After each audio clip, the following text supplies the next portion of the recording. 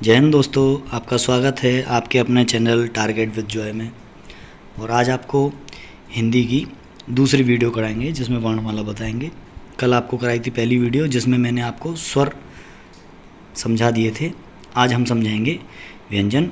एक बार आपको मैंने सभी स्वरों को समझाया था कि उनका उच्चारण कैसे किया जाएगा, और आज व्यंजनों का समझाते हैं। तो चलिए दोस्तों शुरू करते हैं व्यंजनों का उच्चारण। व्यंजन, जिनको अंग्रेजी में कॉन्सोनेंट भी कहते हैं, ये स्वरों की सहायता से बोले जाते हैं क्योंकि इंडिविजुअली इनका उच्चारण केवल ध्वनि के रूप में होता है, और बोलने के लिए हमें इनको पूरी तरह से बोलने के लिए हमें स्वरों का सहयोग लेना पड़ता है। ठीक है, प्रत्येक व्यंजन के उच्चारण में अ अपने आप ही शामिल होता है, छोटा आ। अगर हम उसमें छोटा आ नहीं बनाएंगे तो वो नहीं बनेगा। जैसे कि मैंने लिखा ये र, ठीक है, तो ये र का मतलब क्या होता है? र का मतलब होता है सीधा सीधा कि ये आधा रा और इसके साथ में छोटा आ, दोनों को मिला देंगे तो बनेगा हमारा र।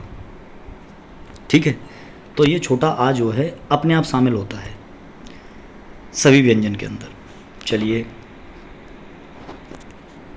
और व्यंजनों की संख्या वैसे मैंने आपको कल बताया था, लेकिन फिर भी मैं दोबारा से बताता हूँ। व्यंजनों की संख्या 33 मानी जाती है, जिसमें जो है दो द्विगुण व्यंजन नहीं जोड़े जाते। इनको द्विगुण व्यंजन भी कहते हैं, इनको ताड़नजात व्यंजन भी कहते हैं। ठीक है, वो मैंने आपको कल बताया भी था।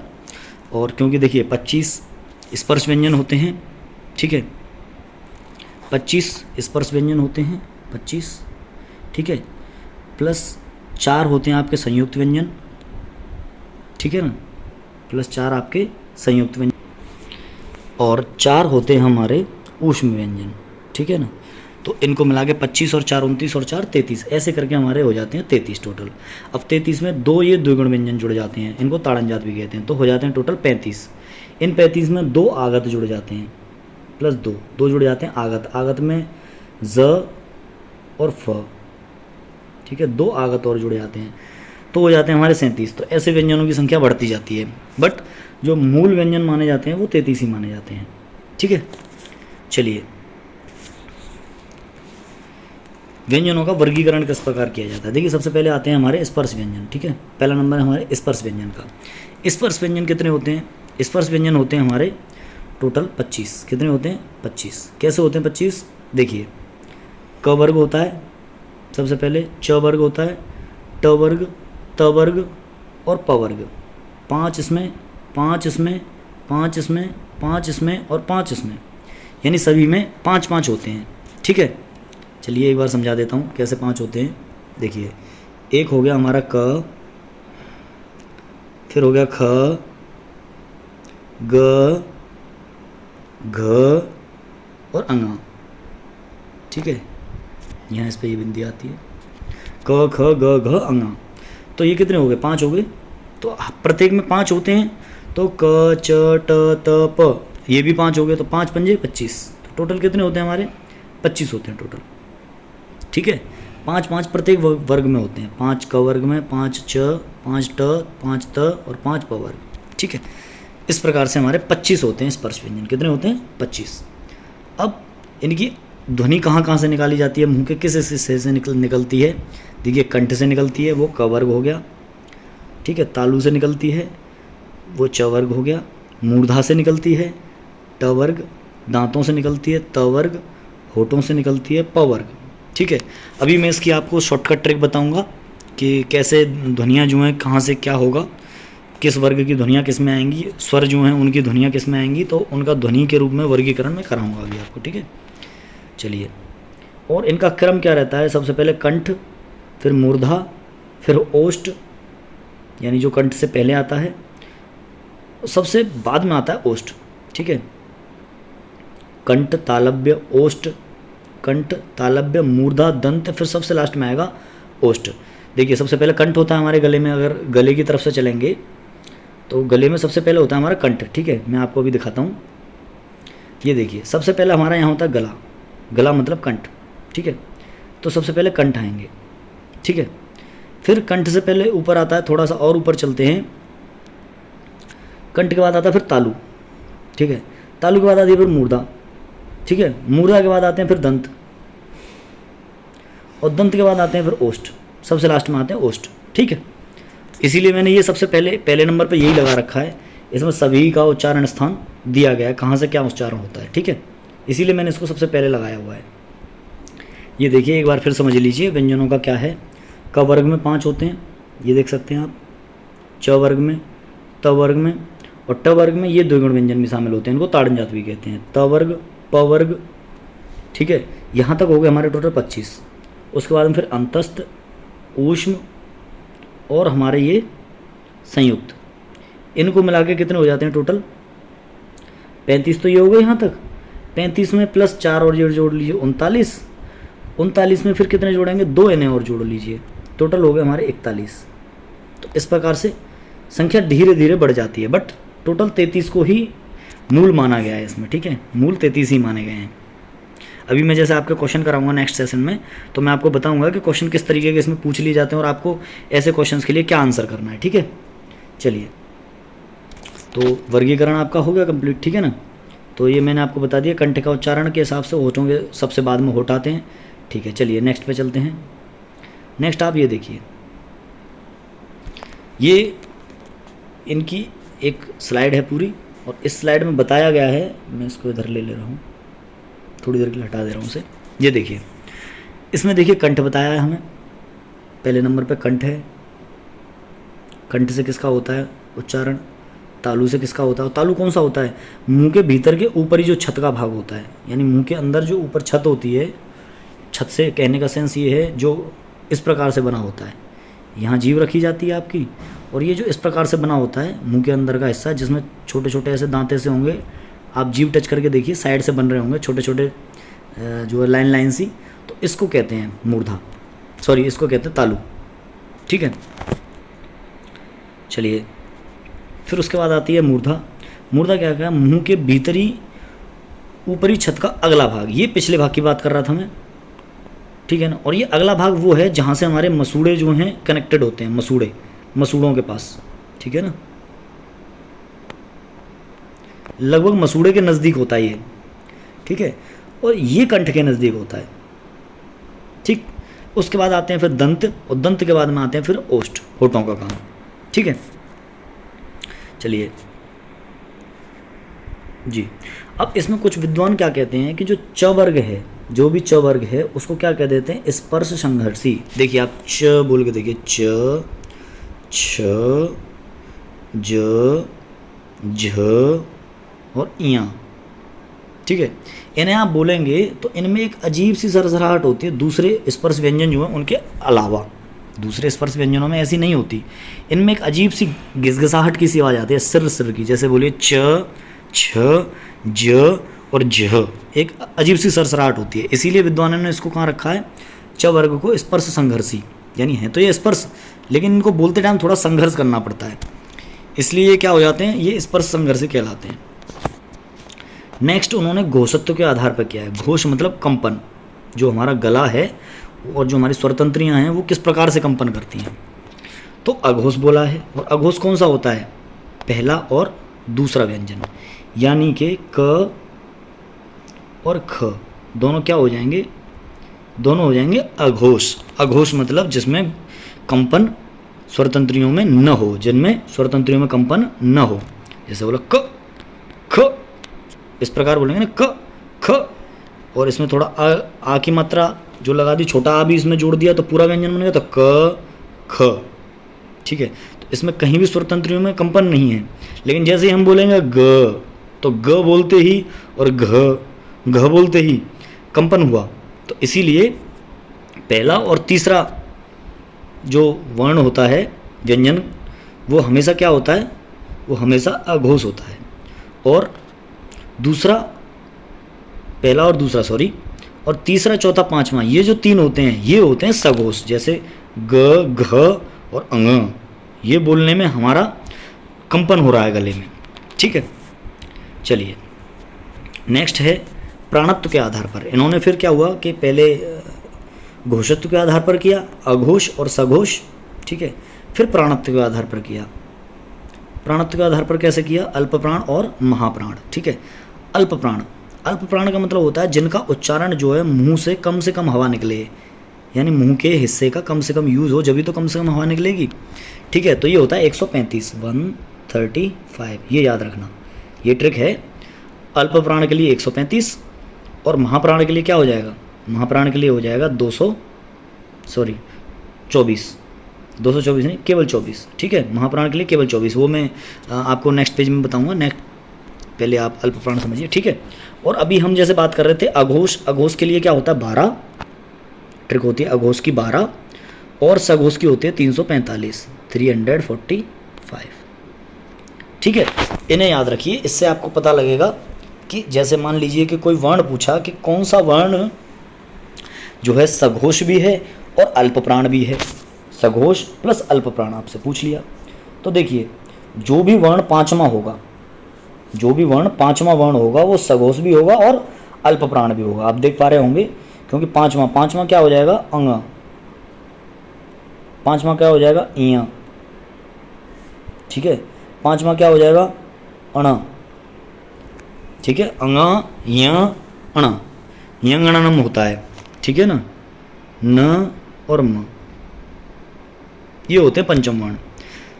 ठीक है, तो ये पंचम वर्ण हमेशा क्या होंगे, ये पंचम वर्ण जो हैं हमेशा अल्प प्राण सघोष होंगे, अल्प प्राण सघोष होंगे। ठीक है, इस तरीके से आप याद रखते हो। तो उसके लिए ट्रिक याद रखिए। ट्रिक क्या है कि अगर आपसे पूछता है कि कोई भी वर्ण जो है उसकी पहचान कैसे होगी कि वो अघोष है, तो आप याद रखिए 12, यानी पहला वर्ण और दूसरा, और सघोष कौन सा है 345, तीसरा चौथा पांचवा, ये सघोष हो गया घोषत्व के आधार पर। और आपसे कहता है प्राणत्व के आधार पर क्या याद रखना है, तो प्राणत्व के आधार पर देखिए 135 ये होता है अल्प प्राण के लिए और 24 ये होता है महाप्राण के लिए। ठीक है, इसी प्रकार आप इनको याद रख सकते हैं, तो बड़ा आसान होता है। देखिए इसमें तो 5 कॉमन है, ठीक है, और इसमें 2 कॉमन है। ठीक, देखते जाना, ये जो कॉमन जो मैं बता रहा हूँ ना, इस कॉमन का बताने का एक ही उद्देश्य है जिससे कि आपको याद रहे। और देखिए इसमें 1 कॉमन है, ठीक है, और इन दोनों में 3 कॉमन है। ठीक, और इसमें 4 कॉमन है, इसको इस कलर से ले रहे हैं, ये इसमें 4 कॉमन है। ठीक है, तो इस प्रकार आप पता कर सकते हैं कि कौन सा वर्ण क्या है। जैसे कि उसने आपको दे दिया कि च की पहचान बताइए निम्न में से कौन नहीं है, तो वो ऑप्शन में आपको अघोष सघोष सारी चीज़ें देगा और एक कोई अन्य चीज़ दे देगा। तो इसमें से क्या नहीं होगा च, वो आपको बताना होगा। क्वेश्चन कुछ इस प्रकार बनेगा। तो देखिए च क्या नहीं हो सकता, च क्या है, पहला है, चलिए पहला इसमें है, इसमें है। ठीक है, यानी अल्प प्राण हो गया और अघोष हो गया। तो च क्या हो गया, अल्प प्राण अघोष, 2 ऑप्शन सही हैं। ठीक है, तो आपसे इस प्रकार पूछेगा क्वेश्चन में। ठीक है, चलिए आगे बढ़ते हैं। अब महाप्राण की बात कर लेते हैं। महाप्राण हमेशा कौन सा वर्ण होता है, महाप्राण हमेशा दूसरा, हर वर्ग का दूसरा और चौथा। मैंने आपको इसकी ट्रिक भी बताई थी, इसकी ट्रिक होती है 24। ठीक है, दूसरा और चौथा हमेशा क्या होंगे, महाप्राण होंगे, दूसरा और चौथा। चलिए नेक्स्ट पे चलते हैं। अब बात कर लेते हैं हमारे, ये तो हमने एक टाइप कवर किया था, अभी एक टाइप किया था, टाइप 1 क्या था हमारा, स्पर्श व्यंजन। ठीक है, अब हम टाइप 2 करेंगे कवर। अभी तो हमने स्पर्श कर लिया, ठीक है, स्पर्श हमारे हो गए। स्पर्श के बाद आते हैं अंतस्थ व्यंजन। अंतस्थ व्यंजन में आता है य, र, ल और व। य, र, ल, व।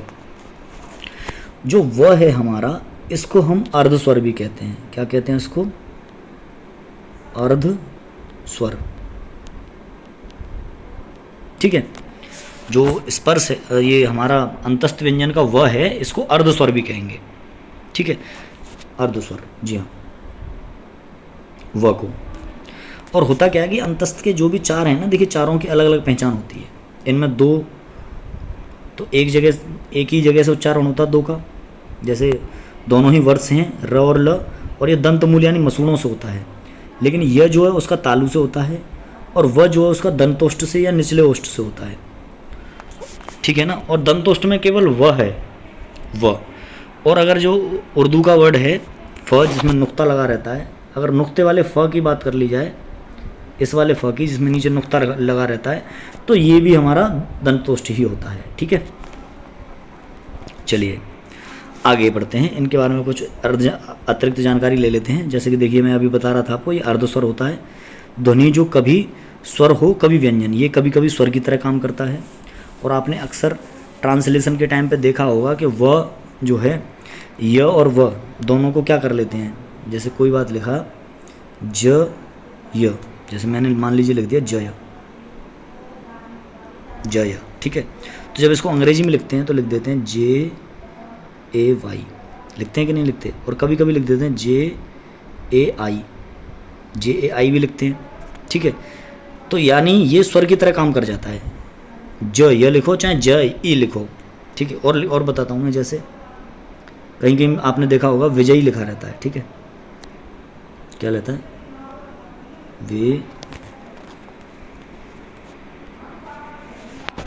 ज, ठीक है, वे ज और ई ऐसे लिखा रहता है, ठीक है।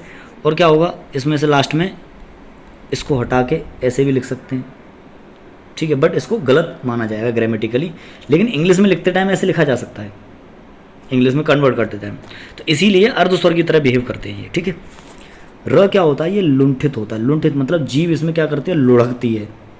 जैसे आपने बोला र, तो थोड़ा सा लुढ़केगी जीभ, ठीक है, लुंठित। देखिए ये जो अंतस्थ व्यंजन है ये सभी की अलग अलग पहचान दे रखे हैं। देखिए इसमें देखिए य और व जो है दोनों अर्धस्वर हैं, ल जो लुंठित है उसकी एक अलग पहचान है, और ल जो है र लुंठित हो गया, और ल क्या हो गया, पार्श्विक व्यंजन। यानी जैसे आप ल बोलोगे ना तो जीभ आपके ऊपर जो तालु है उससे भिड़ जाएगी, यानी जो ऐसे बना हुआ है जीभ आपकी यहाँ भिड़ जाएगी ऐसे, और जीभ के दोनों तरफ से हवा निकल जाएगी, दोनों तरफ से, यानी इधर से और इधर से दोनों तरफ से हवा निकल जाएगी जीभ के, ठीक है। तो उसी को क्या बोल देंगे हम, उसी को बोल देते हैं पार्श्विक व्यंजन, ठीक। चलिए आगे बढ़ते हैं। अब ऊष्म व्यंजन की बात कर ली जाए। ऊष्म व्यंजन भी बोलते हैं और इनको संघर्षी भी बोलते हैं, क्योंकि इनको बोलते समय घर्षण उत्पन्न होता है, रगड़, ठीक है, घर्षण उत्पन्न होता है। ऊष्म मतलब गर्मी होती है।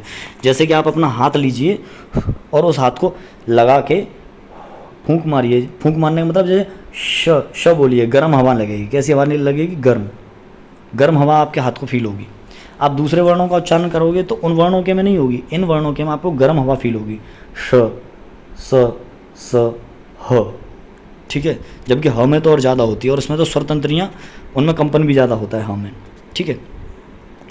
तो इनका उच्चारण स्थान भी अलग अलग होता है, तालव्य श, मूर्धन्य श और वर्त से स। कौन सा स, वर्त से, ठीक है। और ये तीनों स जो हैं ये अघोष महाप्राण होते हैं। ये कैसे होते हैं, अघोष होते हैं और महाप्राण होते हैं।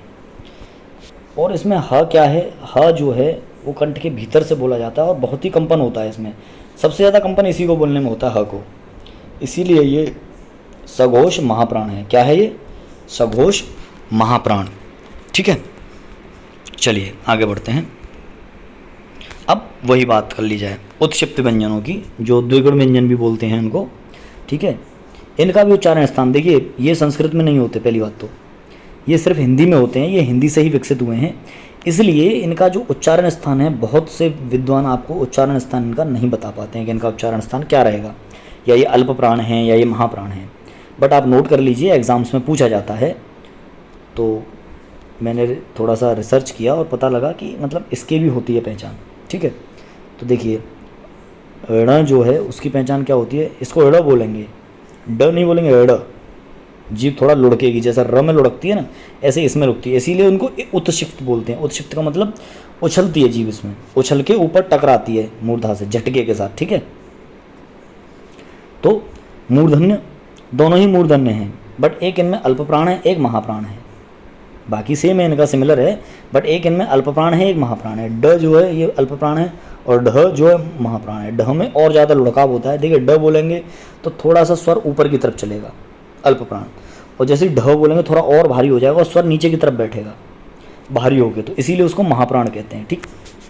अल्प प्राण और महाप्राण, ठीक है। चलिए अब बात कर ली जाती है कुछ उन व्यंजनों की जो आगत हैं या ग्रहित हैं या दूसरे भाषाओं से लिए गए हैं। जैसे क के नीचे एक नुक्ता लगा दीजिए, ठीक है, तो ये क्या बन जाएगा, क, जैसे कि ना कादिर खान, तो कादिर खान, इसका जब अंग्रेजी अनुवाद करेंगे तो क्यू से स्पेलिंग शुरू होगी। किससे होगी? क्यू से, इस क की। जैसे कवाली होती है ना, कवाली आपने पढ़ा होगा, कवाली, क, एक मिनट,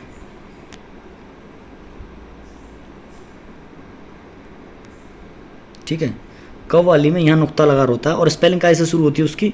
क्यू से, QAWWALI ऐसे लिखी रहेगी कवाली, ठीक। तो क्यू से शुरू होती है क्योंकि उर्दू का है। क थोड़ा मतलब गला प्रयोग किया जाता है बोलते टाइम। चलिए नेक्स्ट बात कर लेते हैं ख। ख मतलब थोड़ा इसमें भी गले का ज़्यादा प्रयोग किया जाता है और इसको बोलने के लिए क्या है, ये ऊष्म संघर्षी है। ये तो हम पहले भी पढ़ चुके थे। ये कंठ होता है, ठीक है, ये स्पर्श संघर्षी होता है, ये ऊष्म संघर्षी, इसको भी कंठ से बोलते हैं तो दोनों कंठ के ही। जिब्या, मूल, अघोष, महाप्राण। देखिए ये इतना इसमें डिटेल नहीं पूछी जाती इनमें, केवल आगत में ये आपसे नाम पूछ लेगा कि ये कौन से होते हैं, बाकी हिंदी में आपसे इतना नहीं पूछेगा। इतनी डिटेल केवल TGT PGT के एग्ज़ाम में पूछता है, ठीक है ना, TGT और PGT, TGT PGT एग्ज़ाम वाले या फिर नेट JRF वाले एग्ज़ाम्स, उनमें पूछ लिया जाता है कभी कभी। बाकी और छोटे एग्ज़ाम्स जो होते हैं वनडे टाइप के एग्ज़ाम, उनमें नहीं पूछा जाएगा इतना डिटेल में, ठीक।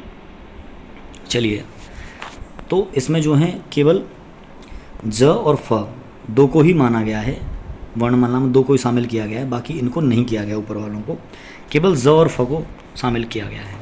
नुक्ते का जरूर ध्यान रखिए, ये हमेशा तल में लगता है, यानी किसी भी वर्ण के नीचे बैठता है ये नुक्ता, ठीक है। चलिए नुक्ते के बारे में आपको एक चीज़ बताता हूँ, ये समझिए।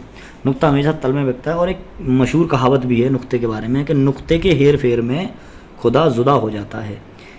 ऐसा इसलिए क्योंकि खुदा और जुदा उर्दू में लिखने के लिए सिर्फ नुक्ते की स्थिति की पोजीशन बदलती है, ठीक है। जैसे ये देखिए, ये जो लिखा हुआ है, ये लिखा हुआ है खुदा, ठीक है, और ये जो लिखा हुआ है, ये लिखा हुआ है जुदा, ठीक है। अब इसमें देखिए केवल नुक्ते का अंतर आया है।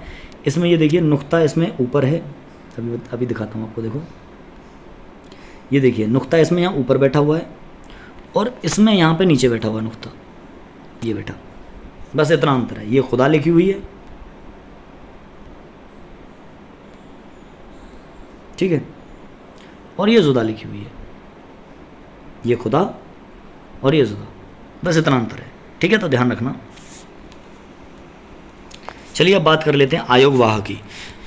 कुछ विद्वानों का मत ये था कि जो अनुस्वार और विसर्ग होते हैं, अनुस्वार और विसर्ग, ये न तो स्वर होते हैं और न ही ये व्यंजन होते हैं। इनको दोनों में से किसी कैटेगरी में शामिल नहीं किया गया, न तो स्वरों की कैटेगरी में शामिल किया गया और न ही इनको व्यंजनों की कैटेगरी में शामिल किया गया। तो इनके लिए एक अलग विधा बना दी अनुस्वार के लिए, यानी जहाँ ये बिंदी लगी होती है ऐसे और जहाँ विसर्ग लगे होते हैं, ठीक है, इसको पार्श्व बिंदु वाला वर्ण कहते हैं, ठीक।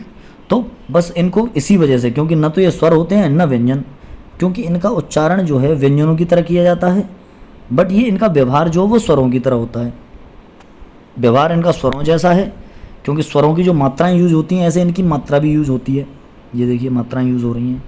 और व्यंजनों की कैटेगरी में इसलिए भी रखा गया है कि ये बिना स्वरों की सहायता से नहीं बोले जाते, क्योंकि ये इनका उच्चारण जो है बिना स्वरों की सहायता के नहीं होता है, ठीक है। इसीलिए इनकी कैटेगरी बदल के क्या कर दिया, इनकी एक नई कैटेगरी बना दी आयोगवाह, भाई के ये जो हैं न तो स्वर हैं न ये व्यंजन है, तो इनको बना दिया, ठीक है। नेक्स्ट चलिए अब थोड़ा सा शब्दकोश के बारे में जानकारी ले लेते हैं कि शब्दकोश में शब्द जो हैं किस प्रकार से चुने जाते हैं, ठीक है। या फिर ऐसा करते हैं कि इसको नेक्स्ट वीडियो में ले लेते हैं, अभी वीडियो नहीं तो ज़्यादा लंबी हो गई है और लंबी हो जाएगी, ठीक है। तो चलिए कल नेक्स्ट वीडियो में लेते हैं कि वर्ण जो हैं वो वर्णमाला में किस प्रकार से आएंगे, शब्दकोश में किस प्रकार से उनको लिया जाएगा शब्दकोश में, और प्लस अभी मैं उच्चारण स्थान की आपको शॉर्टकट ट्रिक बताऊंगा। तो ये चीज़ें हम कल के वीडियो में करेंगे, ठीक है साहब। तो अब एक काम करते हैं, आप लोग अपने इस चैनल को लाइक कीजिए, सब्सक्राइब कीजिए और वीडियो को शेयर भी कीजिए, ठीक है। लाइक, शेयर, सब्सक्राइब, ठीक है। ओके, जय हिंद दोस्तों।